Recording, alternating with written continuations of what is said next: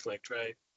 Yeah. So, being that it is 5:02 on September 24th, 2025, and we have a quorum, I would call the meeting to order and ask everyone to just announce their name for the record, starting with the esteemed Iser. Randy Iser. Ronnie Williams. Kishore Parmar. Mark Dunn. Thank you. Do you want to take it away there, Kyle? I can. Bear with me. Just let me reorient myself to Teams here.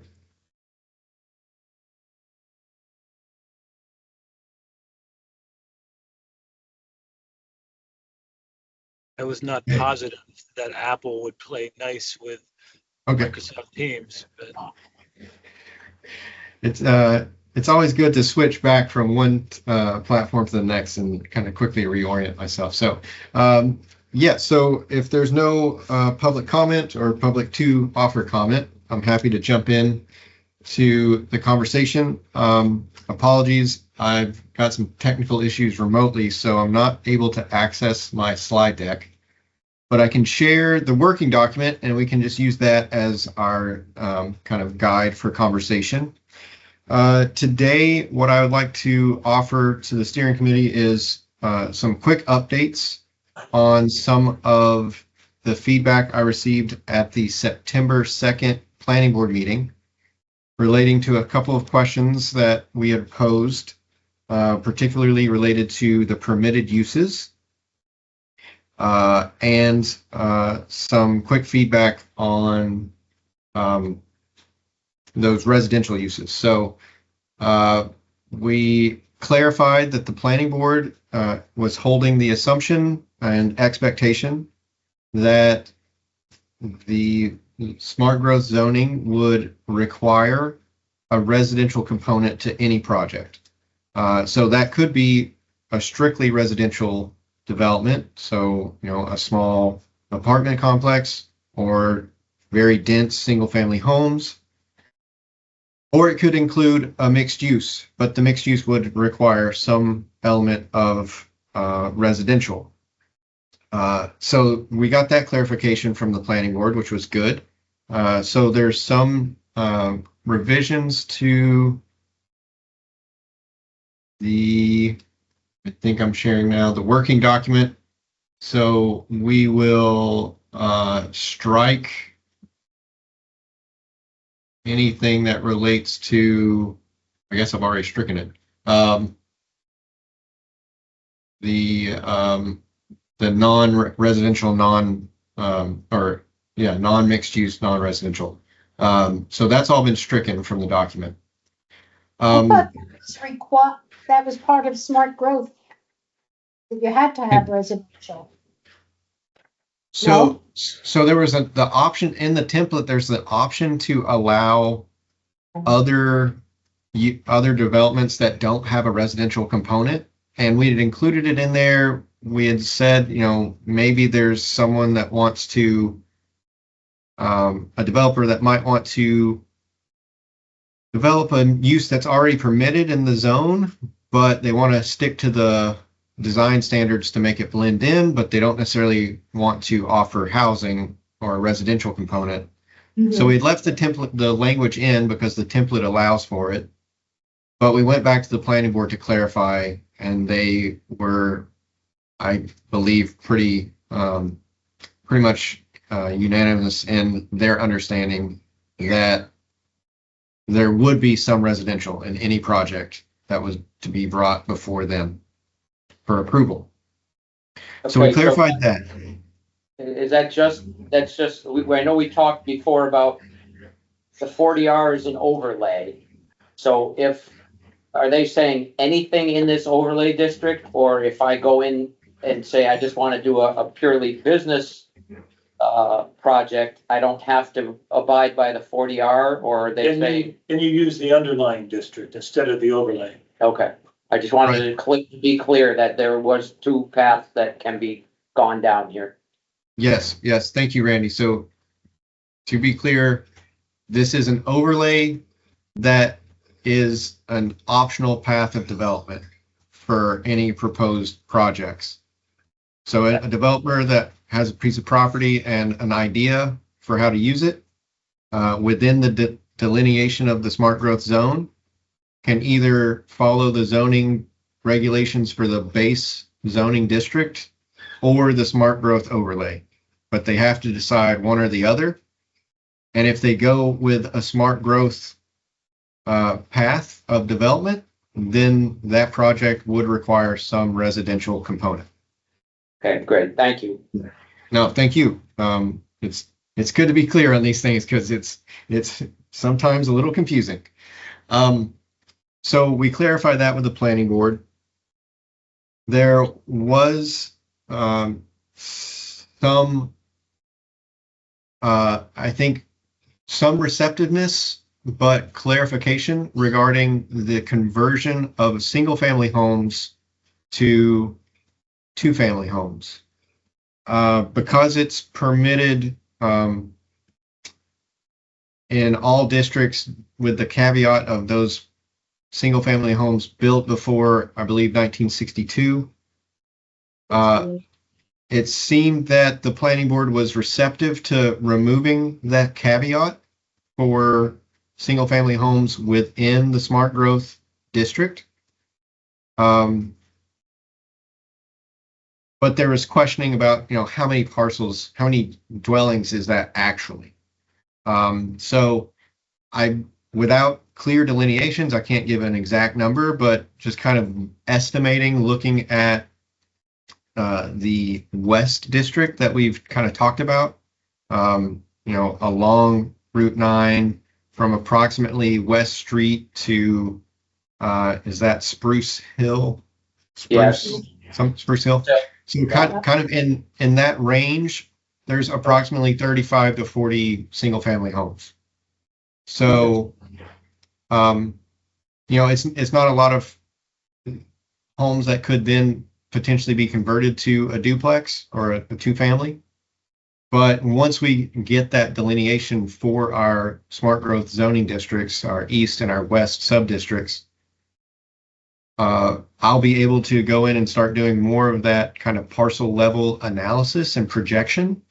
That will have to be part of the work that we conduct because that's part of the application project process and packet of information we have to prepare for the town to get the 40R designation, the smart growth zoning designation, and incentive payment. So we kind of have to do those calculations. And I think we're getting to a point where it might be worthwhile to just kind of put that on a future meeting in the short term to go ahead and delineate those districts so that we can conduct some of that work and get some of those answers. There's still some outstanding questions to resolve. There was some disagreement or questioning from the planning board in terms of creating a variety of multifamily kind of definitions. I think there was a pushback to the idea of like really defining a manor house housing type residential use, which is kind of conventionally understood to be a Victorian style of home with 5 or 6 individual dwelling units, not necessarily out of place in the kind of architectural types and styles of New England, but not very common, not commonly created anymore, at least. So I know that that's something that the planning board had kind of been open to because the regulations really just define multifamily as 20 plus units. I don't even think it's actually in here in the definition. But we can continue to look into that, and I'll have some additional options in a future meeting. The big outstanding question that I haven't been able to get answers to, I've reached out to the fire chief, and it's going on 4 weeks now. I haven't heard back. I've tried to follow up, but it keeps getting kind of bumped off my to-dos. Just to get clarity on the fire chief's perspective on maximum building heights in the East District, so towards the more business and industrial zones, towards the mall. Current zoning allows for that, I believe 50-foot maximum height or 4 stories. And we just want to make sure that the fire chief has had an opportunity to kind of share their 2 cents. Is his office on East Street? Okay. So I can stop over there like tomorrow. Yeah. And see if he's in. Yeah. Or I could Yeah, go. I would go off. appreciate that, Mark or Kayla, if you bump into him. I don't know if the email was even received or anything like that, so just haven't been able to connect. He may be at a later meeting in this building tonight Oh, yeah. that I'm going to. So if he's there, I will do my best to remember to ask him. I appreciate that. Yeah, so I think that's kind of the outstanding questions that we have regarding those earlier sections we've been working on. There's still a little bit of work that I need to do in the working draft. The table, we decided that we were going to convert the listing of uses into a uniform table. I've started that. I've had to pause and haven't completed it, but we're progressing with the permitted uses section and the dimensions, density and dimensions sections. They're coming together. And the section that I'd really like to focus on today is the housing and affordability. It's section 5. We had also tentatively put parking on our agenda today, but I've asked Mark to postpone that, and large part because over the month of October, I'm doing kind of an assessment of the existing parking regulations for the planning board. And I'm hoping to complete that and have that report available for not only the planning board members, but also the Smart Growth Steering Committee members to review, so that you can have that information to think about as we look at the parking requirements for the smart growth zoning. Hey, Kyle. So, yeah. On that note, are you going to be getting us the planning board or us here, some examples of other communities comparable to Hadley and what they have that's different from ours? Yeah, so that's kind of part of that parking assessment Yeah. and comparison. Yeah. So the Mr. Dwyer on the planning board had mentioned Greenfield as a community to look to. Just thinking about kind of their size and the kind of the nature of commercial or business corridors with a lot of traffic in and through the community, but a lot of kind of commercial and business uses. I'm trying to look at communities with similar population, but also a similar kind of those commercial corridors, so that they see a lot of traffic. Might not necessarily be, residents. It might be a lot of people coming into the community just to do their shopping or do their business or to access different services.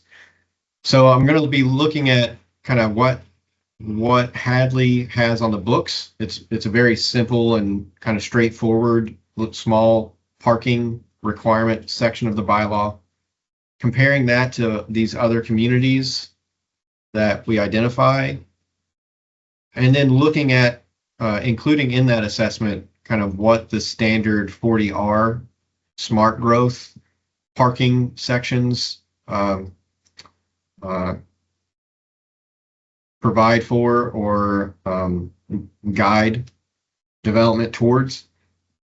The one thing I would like to just mention, just to be thinking and just to kind of prime the conversation. So the parking and not spend too much time on this, but parking in Hadley, there is a minimum set, right? So in the zoning code, there is a minimum of 2 square feet of parking for every 1 square foot of building. Right, and I believe that's not just counting the parking spaces, but it counts the aisles as well. Right. It's, So as long as not- it's so that's how base zoning works. But in smart growth, there is a exclusion of parking minimums. So you can't say that there is a minimum of parking required. If that makes sense. So you can't, Right, because they're trying to encourage these along public, transit spines. right. So it will introduce kind of a different way of thinking about parking, if and when the town adopts 40R, but just exploring the idea of, letting go of this parking minimum and considering these new approaches. I just want to pause the conversation with this group until we have kind of a more detailed analysis of what parking requirements are in Hadley and what they could be compared to other communities, including 40R communities. So if we're ready, I'd love to talk about affordability. Again, apologies. I don't have my slide deck to share, and I'm having some connectivity issues. I've noticed I've been freezing a little bit, so bear with me. Get your kids off the internet. Yeah, I don't know. I've been telling them to get off their tablets, right? Unfortunately, we have found that they are very easily distracted by a screen, but we do our best. It's hard at 4 months to get them off.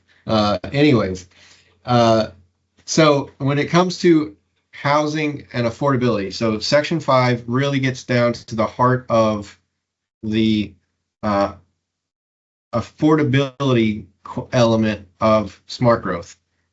So we've talked about the desire for any project to have some amount of new housing. That's wonderful. New housing production is desirable for all communities, and a variety of housing types have been identified as desirable to residents through our different engagement.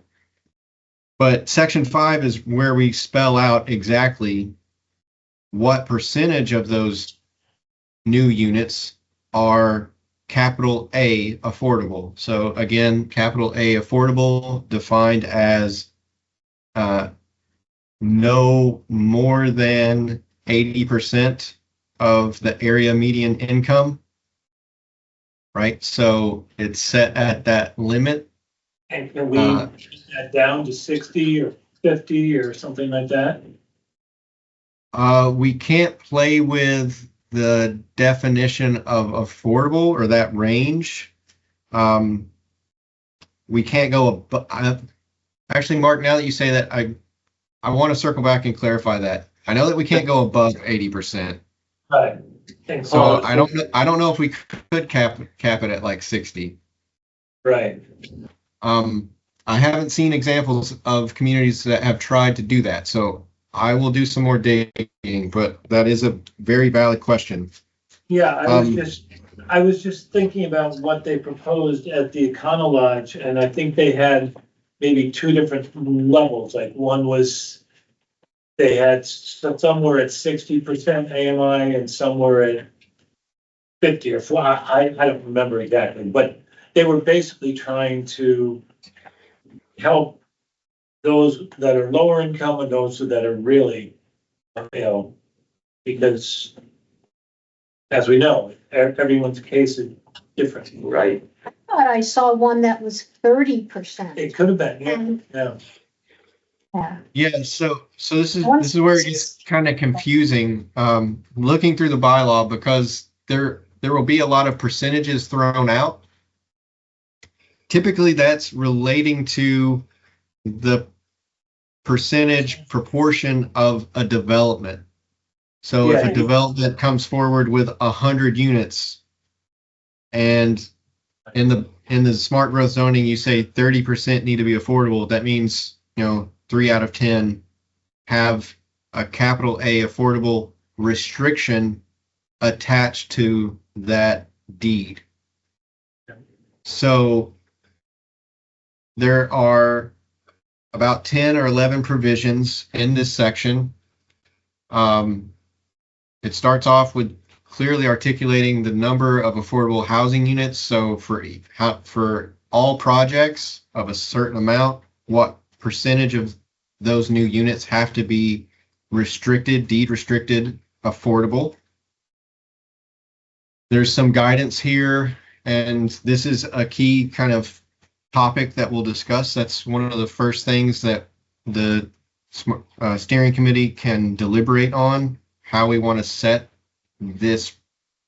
First of all, this kind of project size where affordability kicks in, and apologies, I can actually make this much bigger and easier to read. Thank you. Sorry to make you squint there, Randy. Got nothing to do I do with see your you. glasses around you. But Yeah. so there's two questions to talk about. The first is, at what scale do we want our projects to require affordable units? So the default in the template is projects of 13 or more require affordable units within that total number. East Hampton has decided that any project of 5 or more units requires an affordable proportion. Is that 20% as well? East Hampton sets it at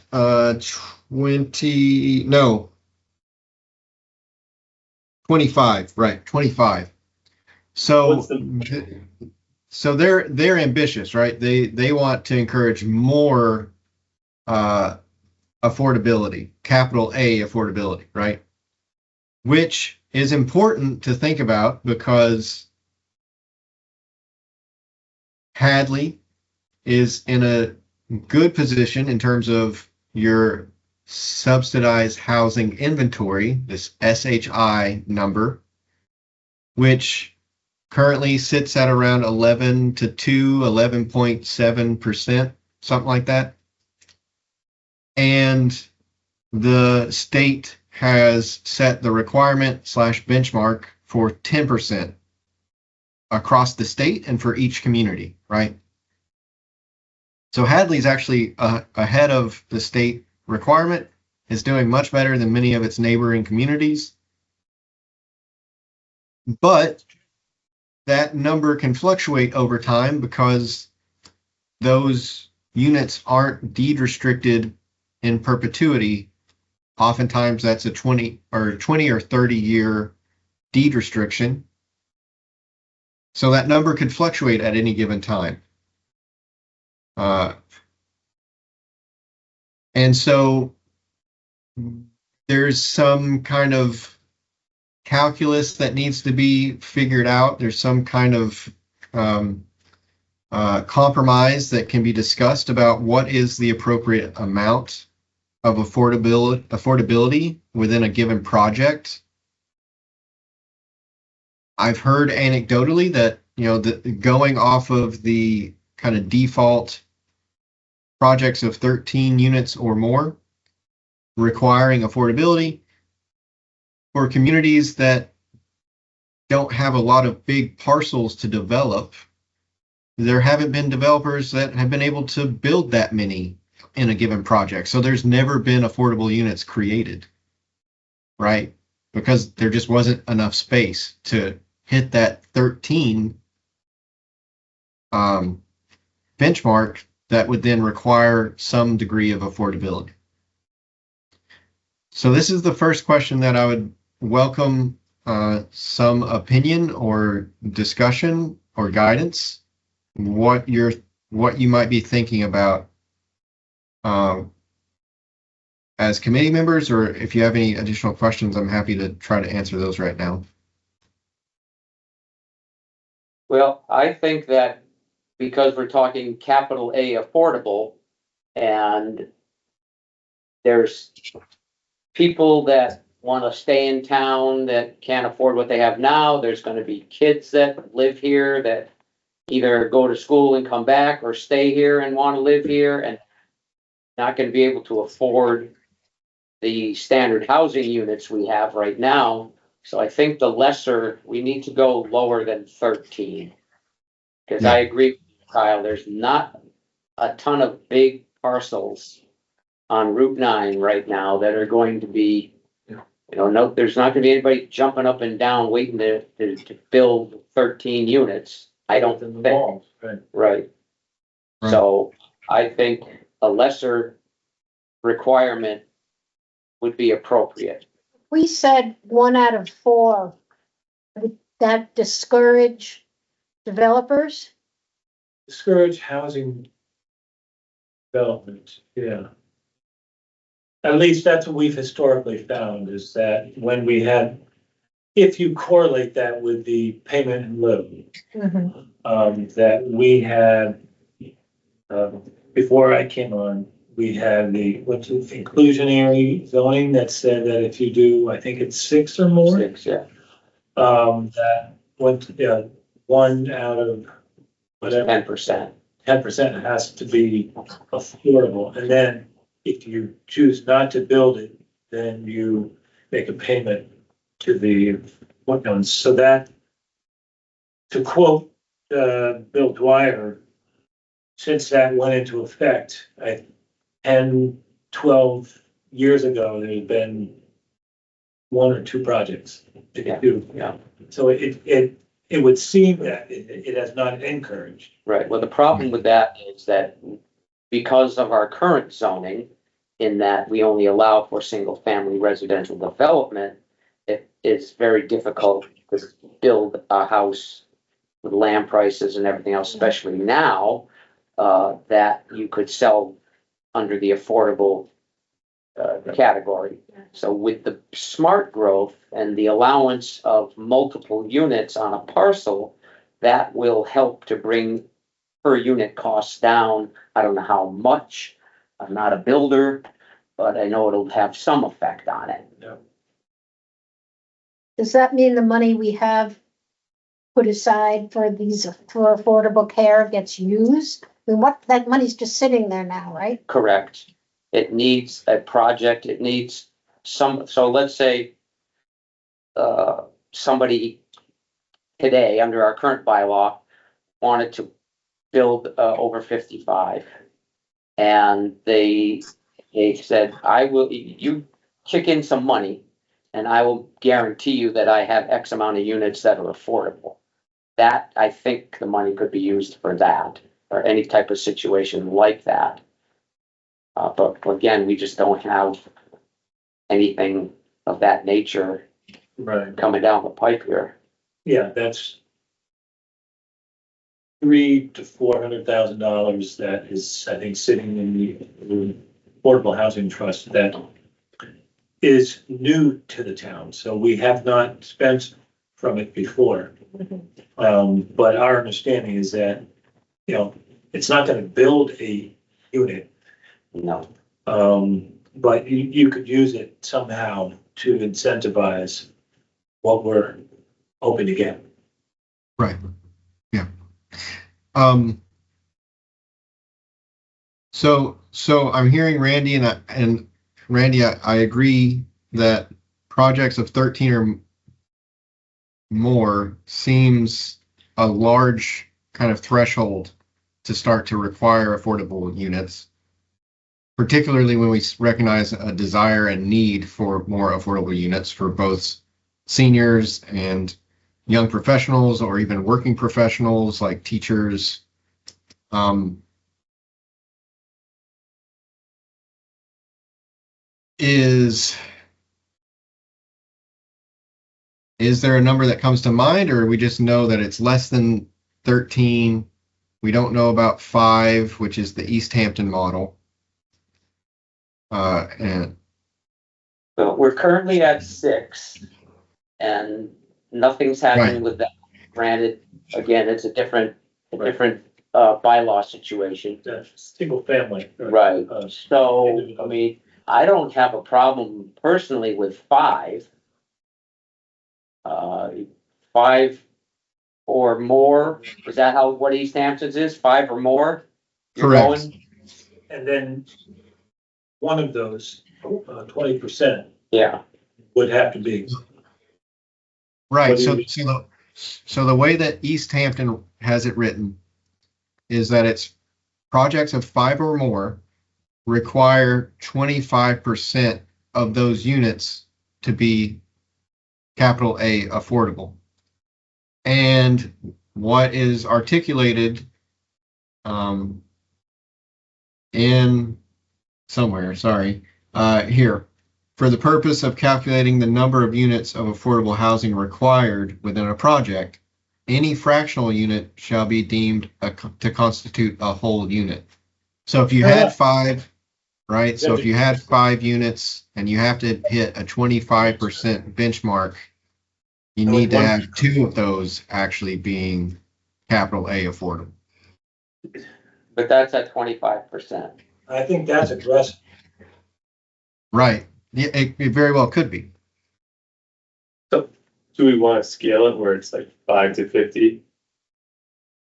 And then, That is absolutely a potential, right? You could, and this is another thing to consider. As Kishore, you're saying, like you can kind of create these ranges.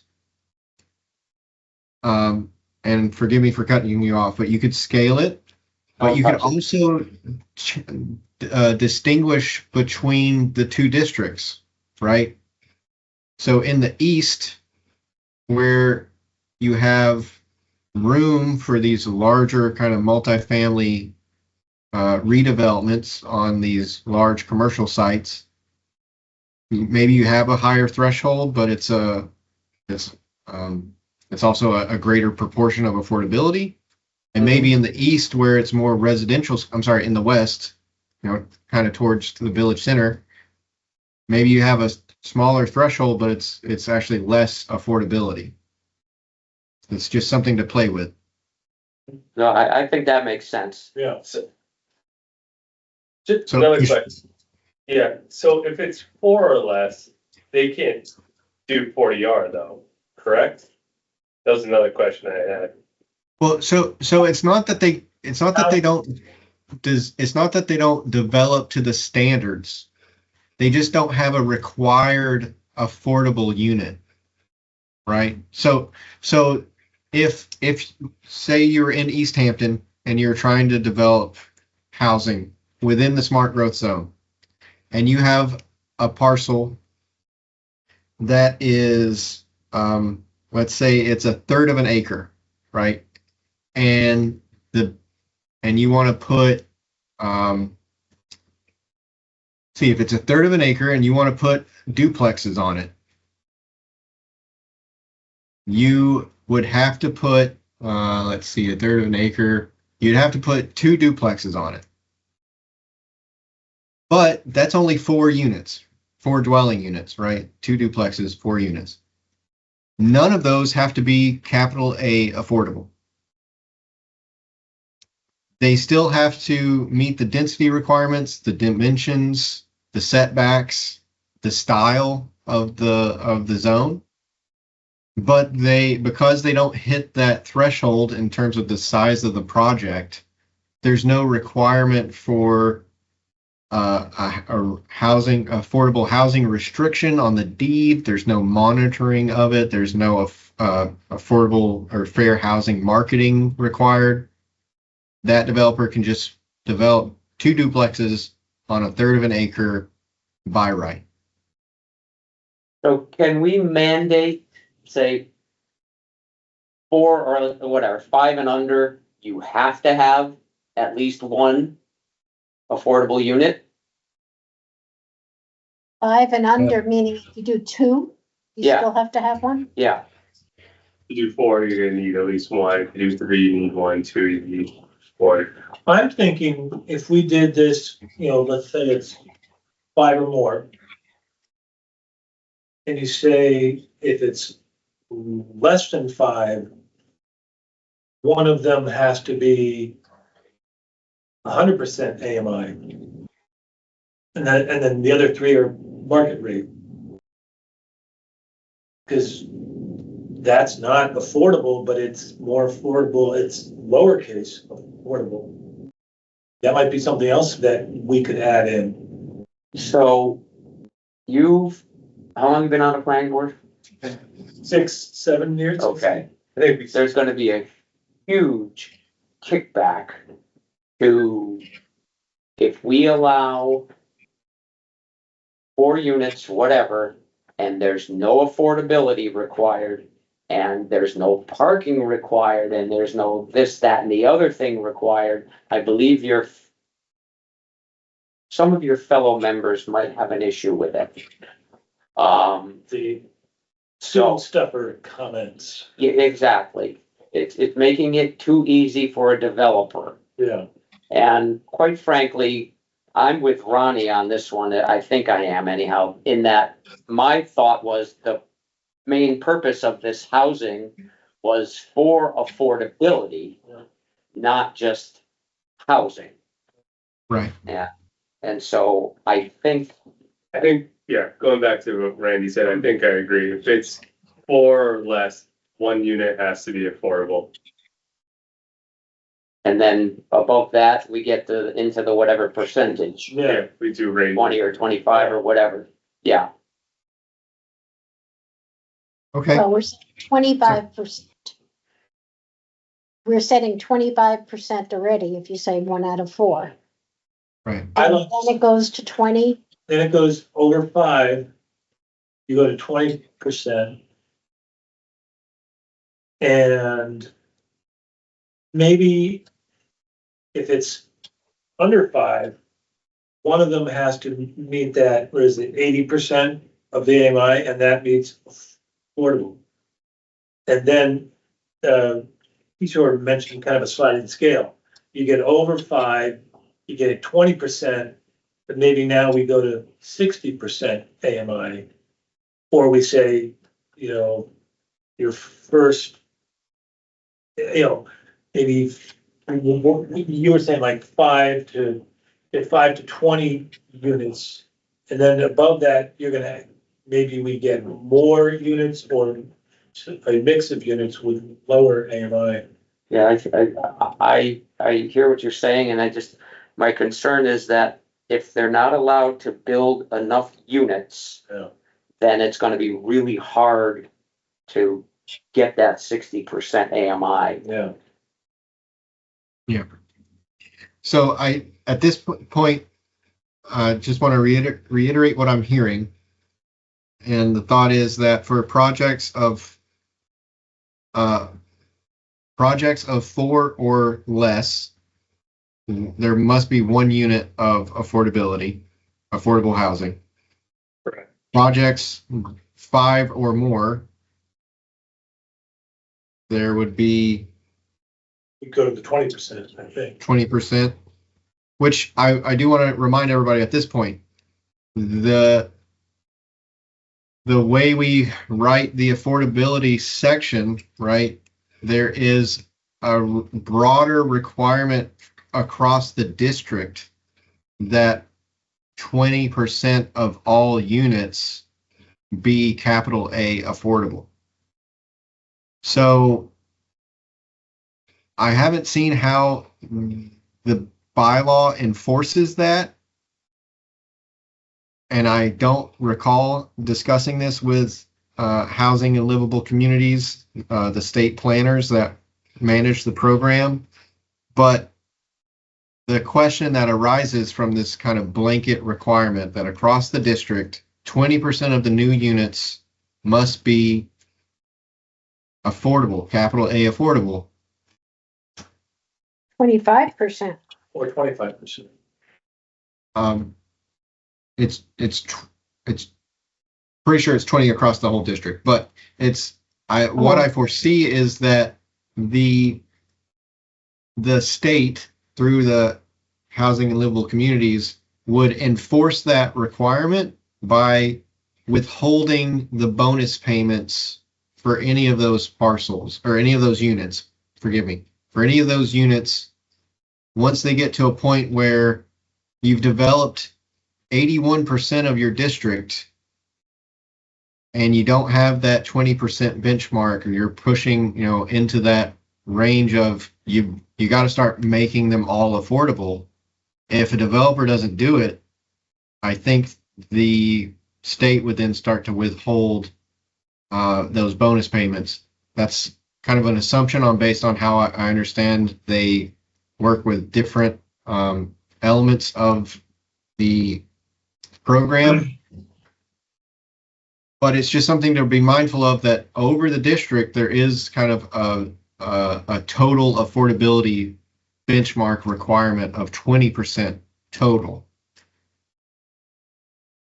All right, so what I hear from that, Kyle, is that we definitely want to get on the affordability from the get-go, not wait, as you said, till you get that 81% and then hope that the rest of them are going to be affordable. And then that brought up a question, how, and I don't know if you know the answer to this, how do you police, if I come in and say, I'm going to build 15 units and I've got to have 20% of them affordable. So what's that, 3? I got to have 3 units that are affordable. Who's going to keep an eye on what I'm doing and how I sell it? How does that get monitored? So, great question. This is, it is articulated in within the bylaw. So there are provisions that outline how to identify and establish a monitoring agent, right? So this is the individual or the entity that will be designated by the planning board to monitor these affordable housing restrictions, right? So this section 5.3, it's the template language. All the communities that I've looked at, including East Hampton, they pretty much just copy and paste this. There's no need to really change it. We could clarify, to if we wanted to. Correct me. Is there a housing authority in Hadley, or is it the Amherst Housing Authority that serves Hadley? Yeah, that's how it works. Right. Okay. So you could designate that entity as the monitoring agent, or you could identify another group. It could be one of the affordable housing kind of community development corporations that would ensure that prior to any building permit, that all of the required steps are being taken by the developer to ensure that the affordability is placed on the unit, and that all of the other subsequent requirements, like submitting for the compliance with these provisions, ensuring that the calculations for what affordability is, that is accurate. That's outlined in section 5.5. And then there's some requirements. The affordable housing restriction, that's the actual restriction that's placed on the deed and held by land court and registry of deeds, I believe.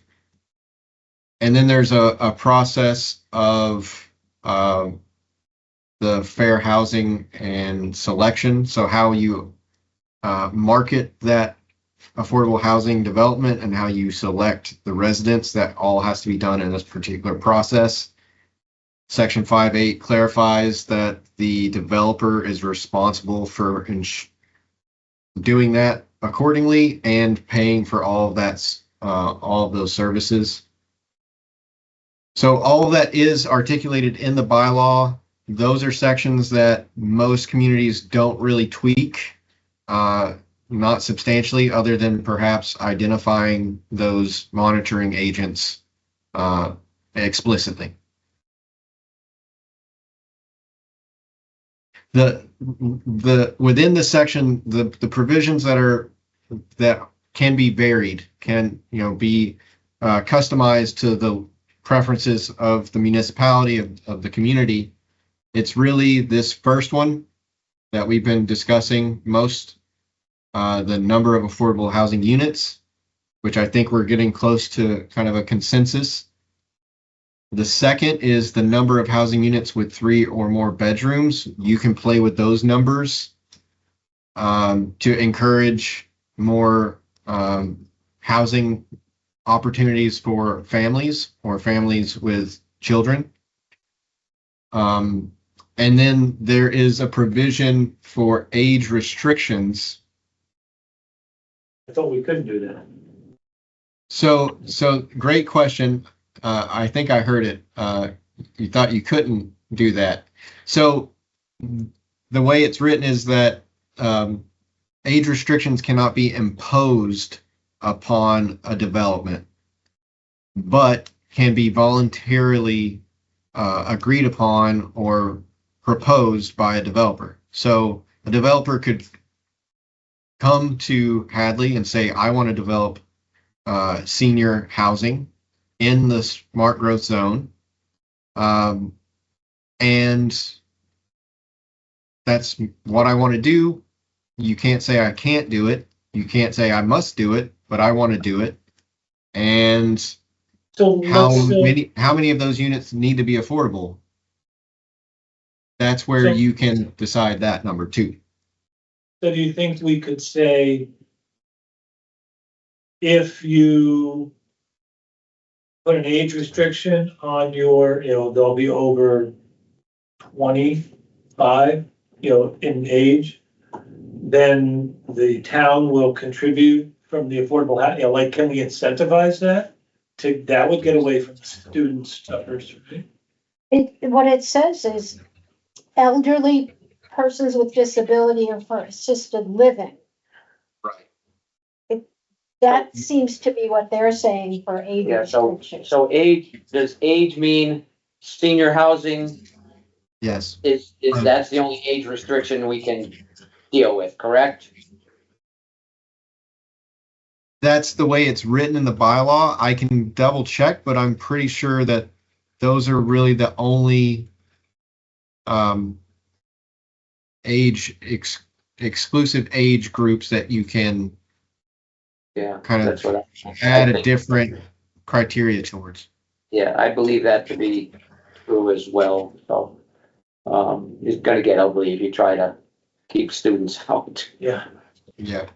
So since we're talking about it, I just want to point out that the baseline for voluntary senior only housing in smart growth zones, the default according to the template is 25% of those units would be affordable, regardless of the size of the project, Okay, right? and So then, it's and the same roundup goes, if you're any percentage of one, you round up?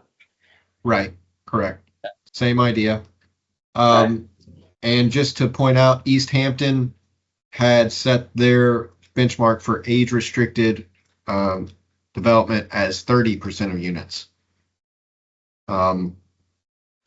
Something to be considerate of, particularly thinking about the percentage of elderly or senior residents that may want to stay in Hadley, that may be living on fixed incomes and looking for more affordable options. Senior housing is kind of happening in Hadley. It's been, I think, one of the more successful developments patterns in the past few years. Definitely a lot of zoning conversations happening about senior housing. So this is something to be thinking about as well. I don't want to put Kishore on the spot, but I would be curious if you have an opinion about the 25% kind of proportion of affordability for a senior housing project.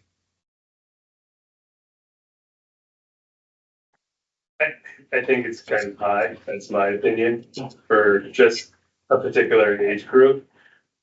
With that said, it would also probably benefit because then a lot of seniors are on fixed income and See y'all later. it would fix their cost and their expenses too. So it's a benefit that way. As a developer, it might be a little tricky. Yeah. Yeah, and that's where, I think we, just to put a pause in the bylaw conversation, we have budgeted and kind of scoped out having kind of a roundtable conversation or a focus group with potentially stakeholders, but even those stakeholders could be, affordable housing developers. I think, once we get kind of numbers that the steering committee is comfortable with, that seem to work with the intentions that you have for development in this zone or in this district, I think, flagging these types of details to get feedback on would be worthwhile, particularly as we think about kind of finalizing the draft bylaw and getting it ready for hopefully annual town meeting next spring.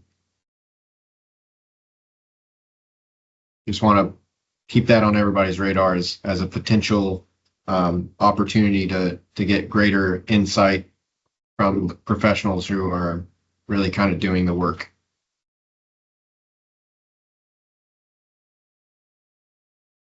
Do we want to kind of just put a pin in the age restriction proportions right now, that we'll just kind of sit with 25% and think about something? Okay. Yeah, I think for now, I think a little bit more thought needs to be put into this.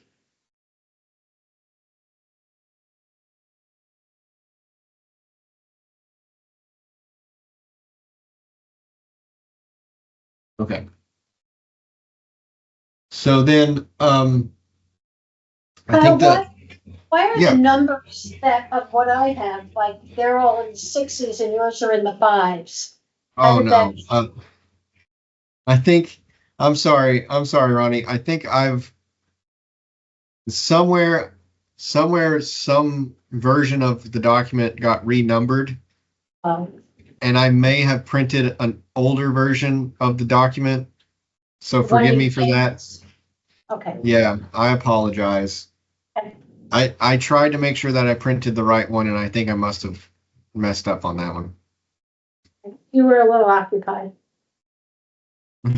This may have happened right when I came back to work, and I don't think I was sleeping very much earlier in the summer. So apologies. So I think the one last question that I have, I believe we've gotten some answers, or it sounds like there's some consensus on these numbers of projects. So Smart Growth Steering Committee thinks that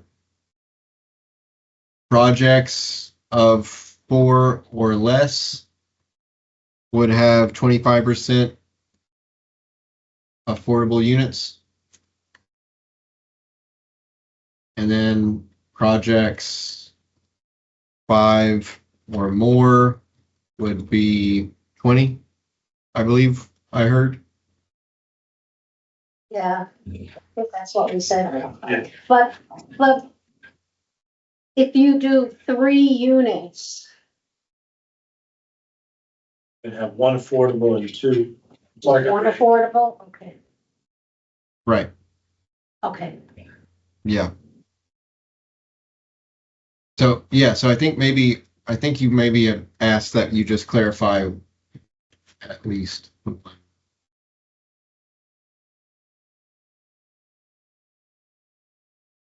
should be 4 or fewer, shouldn't it? Sure, it said on the less. execution. Yeah, or, yeah, And do you have to say 25% or just say, 1 unit. say 4 or fewer shall have one affordable unit? Yeah. Projects with 4 or fewer housing units shall have a minimum of one affordable unit.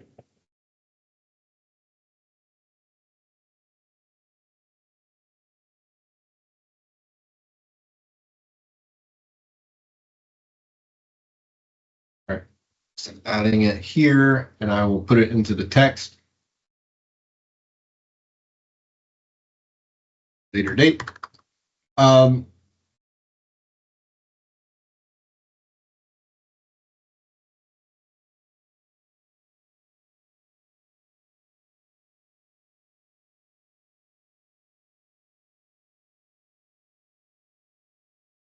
The last discussion point, the detail that I'd like to talk through with everybody would be for section 5.2 or 6.2, if you're looking at your packet, your reference packet, the number of housing units with 3 or more bedrooms. So this provision is added, I think, actually more recently in the bylaw, because I was looking at some of the other examples, communities that have adopted 40R kind of years ago, and I don't see this. So it's interesting that this has been added, but I believe the intention here is to encourage or create additional housing opportunities for families with children.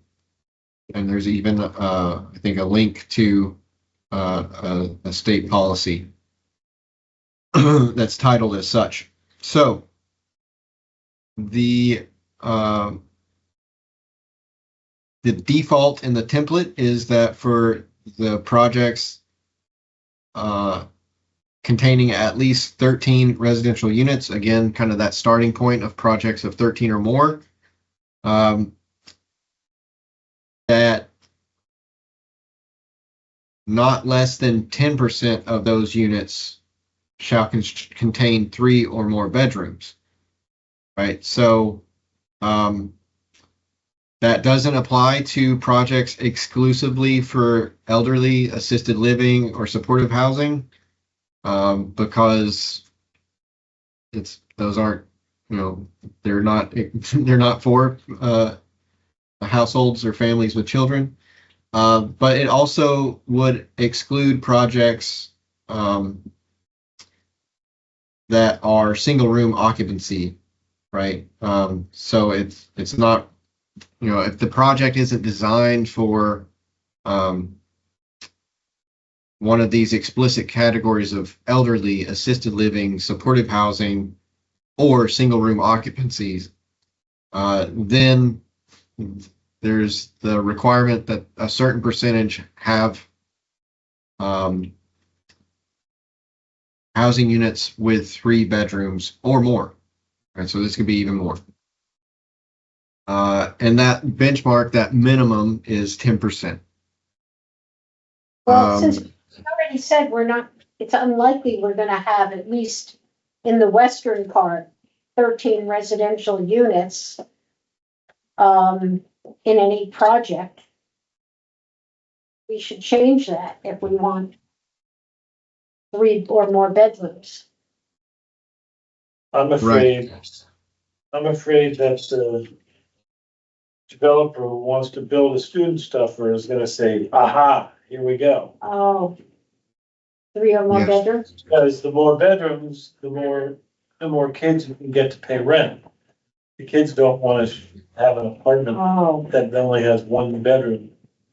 and these are Because the not. more bedrooms, the more of them that can split and reduce the rent. Whereas what we want is a family with kids that are not paying rent. Can, Mhm. can you put an occupancy cap on it? Say that again. Can you put like an occupancy cap on it? I think that probably wouldn't fly. The state would say that could be seen as going against larger families. But- if we were in Ireland and say, you're against the Catholics. What's is there a bylaw about unrelated people? Yeah. That's a little different. I don't know if they would let us do that. That's a way to get around the age restriction on students, to say unrelated.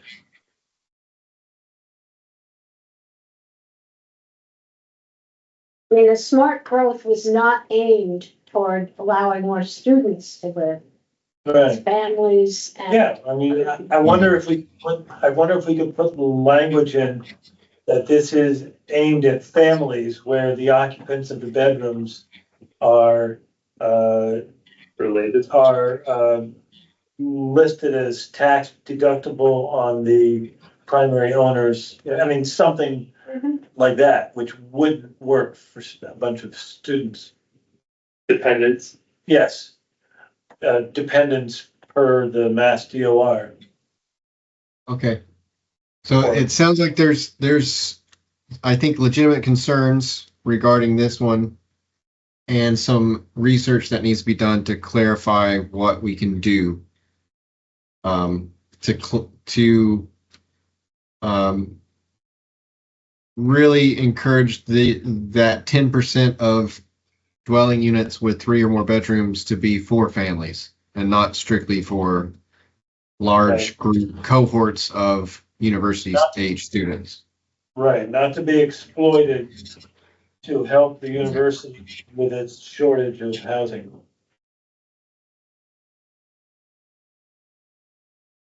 And do we want to leave it at 13? It may be worthwhile because, well, so if you leave it at projects containing at least 13 residential units, you're almost ensuring that this is only going to take effect for a multifamily apartment building scale development, right? Unless the developer wants to do a higher, for his market rates, but this wouldn't be an affordable, it'd have to be, yeah, right. Right. Yeah, they're not gonna wanna do that unless, they're not gonna do it unless it's required, right, okay. I was just doing the math. Yeah. So since I haven't found similar language in East Hampton and in some of these older or earlier established districts, I'll do a little bit more research, try to find what communities are doing that have recently adopted 40R, how they've articulated this requirement, and I'll add it to my list of questions that I'm going to be posing to our program managers at EOHLC to get some clarity on this. I think it's a legitimate concern, and I think it is something that, the impulse of,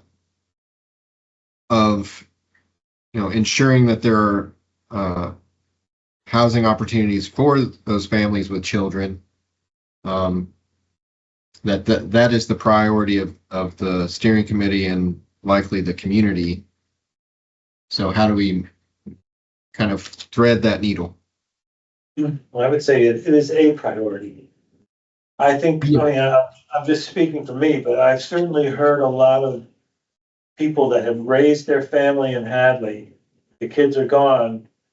They want to downsize, but they can't afford to stay, so there's definitely, there's that. There's the younger families coming in and raising kids, but there's also the older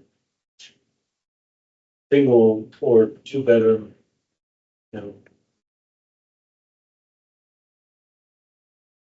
So I would say it's a priority, not the priority.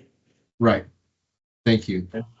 That's just my opinion. So what's, I think, 2 to 3. I thought he just said that, I thought I heard him say that family housing was the priority. Oh. And I'm saying it's a priority. One of it. Yes, thank you, Mark, and forgive me if I misspoke. I didn't mean to make it the priority, but I understand that it is one of many Yeah. concurrent intentions for this rezoning effort. Well, that's just- I don't know if you guys agree or not. There's multiple priorities, but yeah, but I know a comment. We're all good. I'm just splitting hairs, I'm sorry. That's quite so I think in terms of really this section of the bylaw, there are really 3 provisions that have some wiggle room.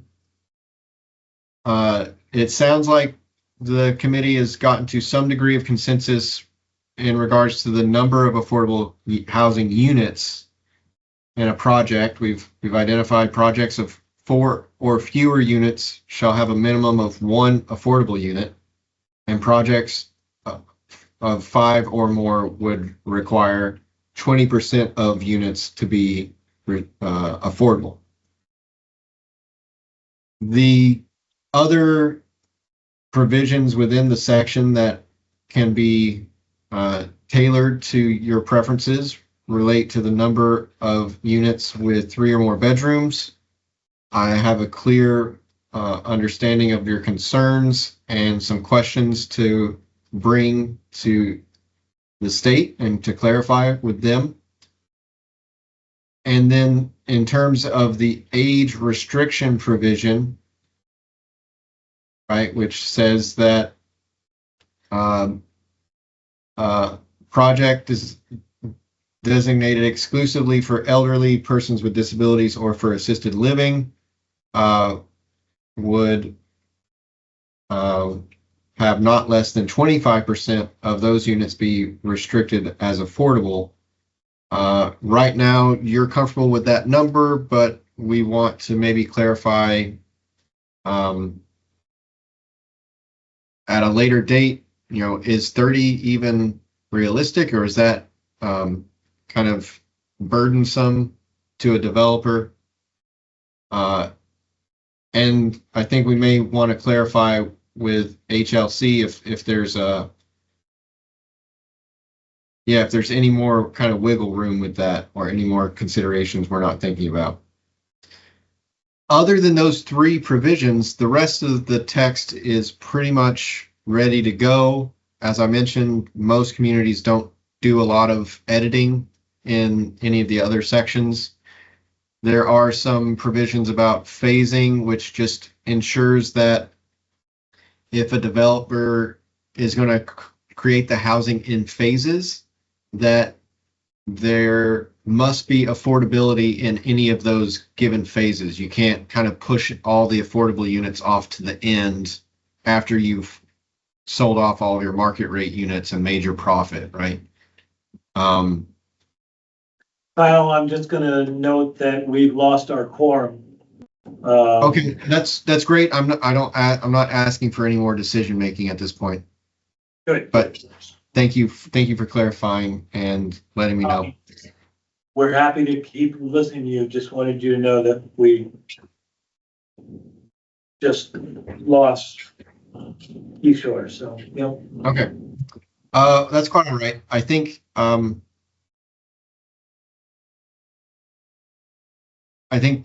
all things considered, this was I think a productive and helpful conversation. I have some more homework to do and some answers to bring back to the committee. And we can include that in our next meeting, which I still would like to focus on parking. If that's all right with you, Mr. Chair. Sure. Yeah. So the next meeting, bulk of the conversation will be on parking, and I'll provide some quick kind of follow-up information regarding outstanding questions and topics. Have we scheduled our next meeting? We have not scheduled the next meeting. I'm happy to do so right now. Let me just pull up a calendar if that's all right. So looking at the next month, I don't believe we've been other than the Wednesday time frame. I don't think we've been consistent on a given Wednesday if it's the 3rd or 4th. I can't recall.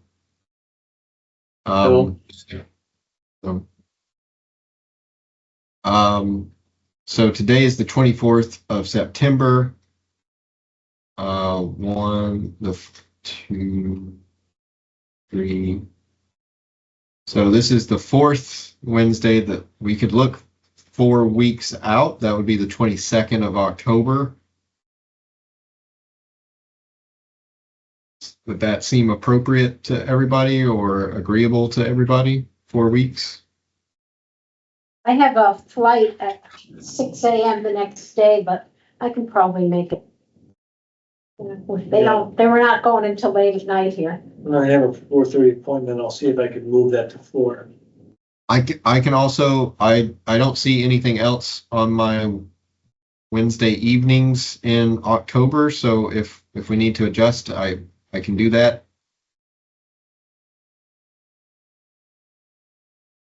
I think the 15th would be the earliest that I can meet on a Wednesday. There are 5 Wednesdays in October, just so that you know. Yeah. And I'm away the next Wednesday, so Okay. it would be that 22nd or the 15th for me. Yeah. The 15th I'll be driving, but I could always pull over and Zoom. Driving home from Ohio. Why don't we set it for the 22nd and Yeah. Let's tentatively aim for that. And I'll send an email out tonight to the other members to see if they can make the 22nd. That would be helpful. And yeah, if we could just get that confirmed this week, but I'll put it in tentatively on my day for the 22nd of October, 5 p.m.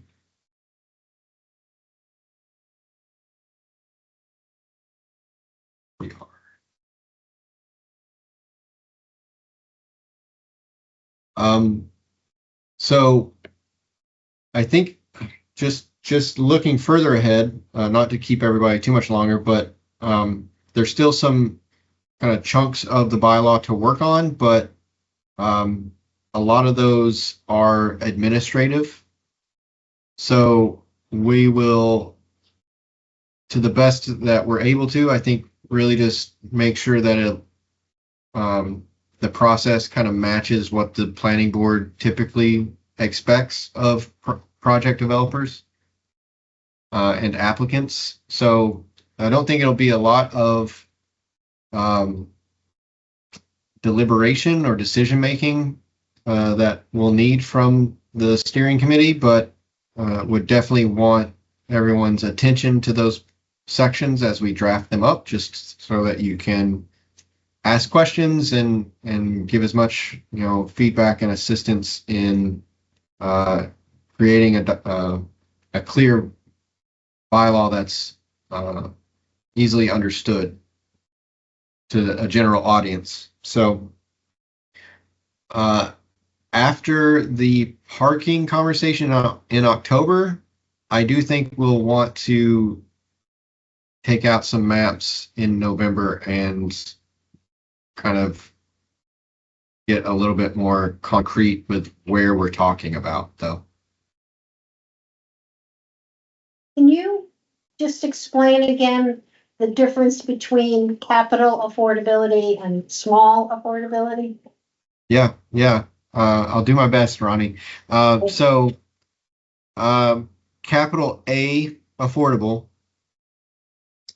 is a category of and a range of housing costs Is that the 80%? relative to 80% of the Am I? Yeah. AMI. So that is a value that's calculated by the Federal Housing and Urban Development, Department of Housing and Urban Development.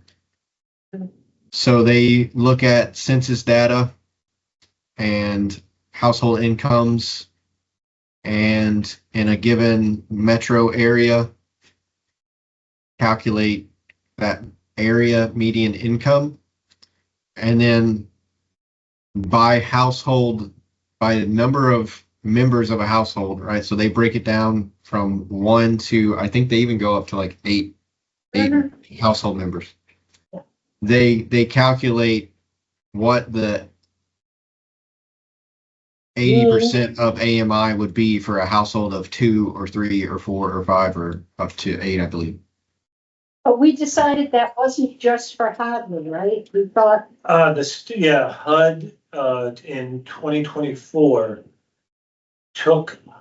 created a different metropolitan statistical area and took us out of the Springfield one. So that's, I don't know exactly, but I think it's kind of a Hampshire. I think they call it the Amherst Hadley, It's Amherst, Northampton. Amherst Northampton. I said Hadley. okay, I meant okay. North- So it's pretty local. Yeah, Amherst Northampton. So, Yeah. yeah. And the small affordability, is that the Yeah, 30? Well, that's No. just more. So capital A affordability is really anything that is 80% of AMI or less, right? So there is a low income category, which I think is like 30% AMI. But typically capital A affordability is incomes earning up to 80% of the area median income. So if you're making less than 80% of the AMI, you would qualify for an affordable housing unit. And when it's time to set that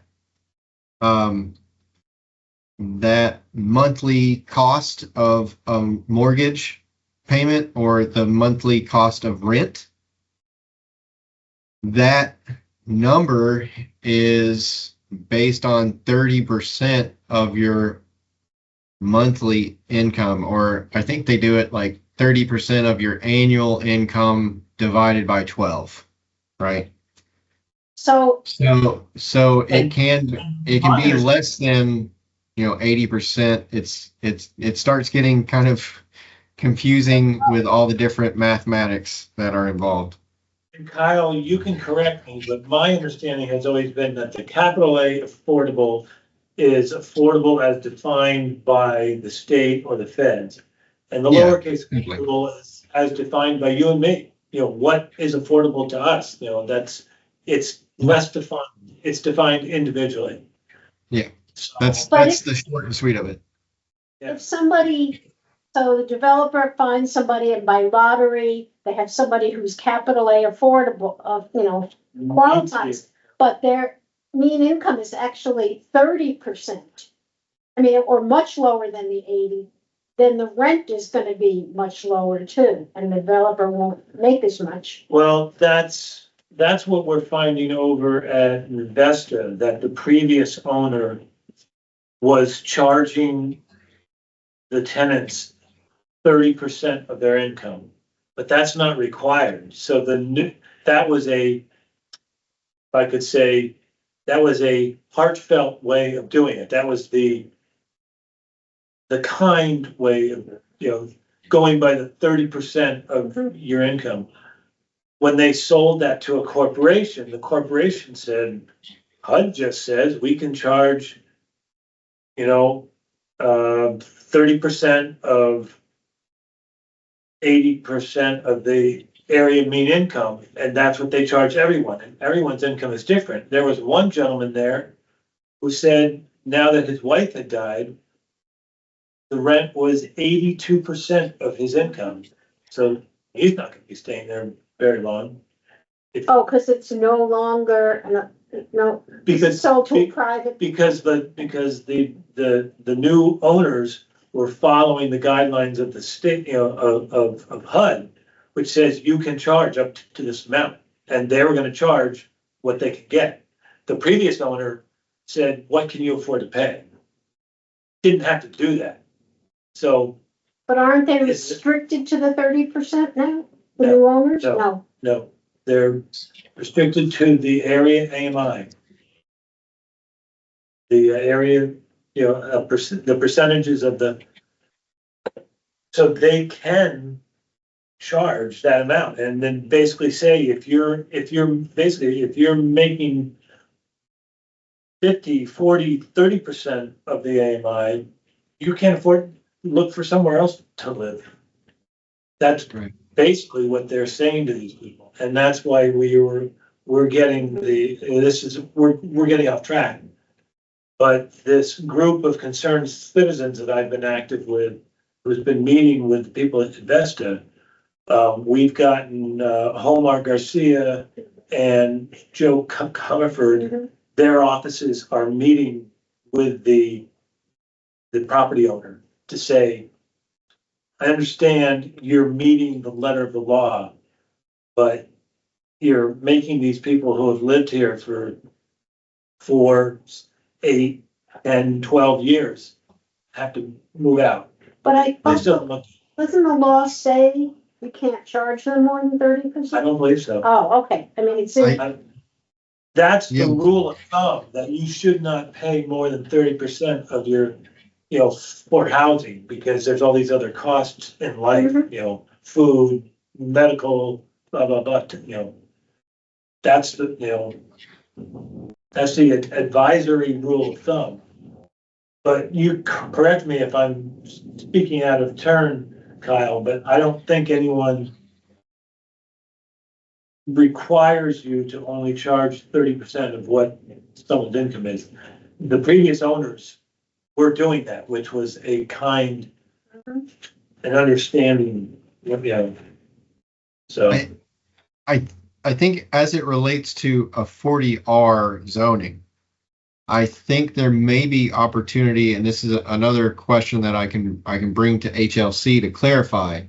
Yeah, Because it's articulated in one of the sections of this file of section 5 yeah, I don't think it's in. that it cannot exceed 30% of the eligible household income based on the household number plus 1, I think. So even that is a little confusing, and I think I would like to clarify with HLC if that can be adjusted, or if that's strictly in alignment with the law, the Mass General Law. But I think there is mentioning of standards or how do they put it? Unless another affordable housing program methodology for calculating rent limits as approved by EOHLC applies. So I'll reach out. I think I'll add this to my list of questions for the state, is what are those additional methodologies that they are approving of, if there are any, to ensure that, for the households that suddenly change size and income, that they're not all of a sudden paying more than their 30% of income on housing. But I will add that to my list. I appreciate everybody's thoughtful questions, and seeing that it's now 6:26, I would ask the chair to entertain a motion to adjourn if there are no other quick questions. I'll make a motion to adjourn. I'll second it. In favor? Ronnie, aye.